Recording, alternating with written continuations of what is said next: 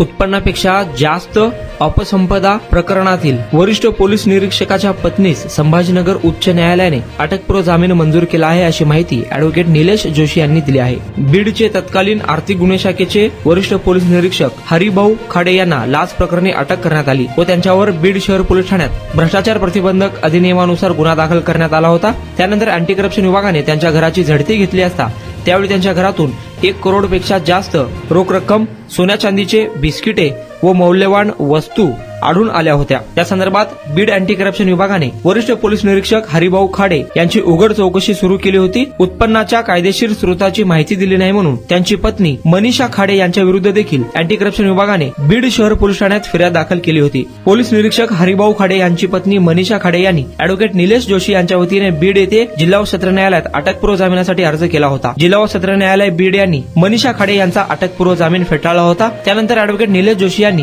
छत्रपती संभाजीनगर येथील उच्च न्यायालयात अटकपूर्व जामिनासाठी अर्ज दाखल केला। यावेळी अॅडव्होकेट निलेश जोशी यांनी युक्तिवाद केला। आरोपीची पत्नी असलेल्या मनीषा खाडे यांच्या नावे असलेल्या सर्व स्थावर व जंगम मालमत्तेचा तपशील प्रत्येक वर्षी आयकर विभागास कळवून त्यावर टॅक्स देखील भरला असल्याचे निदर्शनास आणून दिले। मनीषा खाडे यांच्या नावे असलेली मिळकत ही स्वकष्टार्जित व कायदेशीर उत्पन्नाच्या स्रोतातून घेतली असल्याचे कागदपत्राच्या आधारे उच्च न्यायालयाच्या निदर्शनास आणून दिले। युक्तिवाद ग्राह्य धरून संभाजीनगर उच्च न्यायालयाचे न्यायमूर्ती नीरज धोटे यांनी मनीषा खाडे यांचा अटकपूर्व जामीन मंजूर केला। या प्रकरणात आरोपी मनीषा खाडे यांच्या वतीने advocate Nilesh Joshi, advocate Yashashree Joshi, advocate Vijay Latange यांनी तर सरकार पक्षातर्फे अॅडव्होकेट ESK शिरसे यांनी काम पाहिले।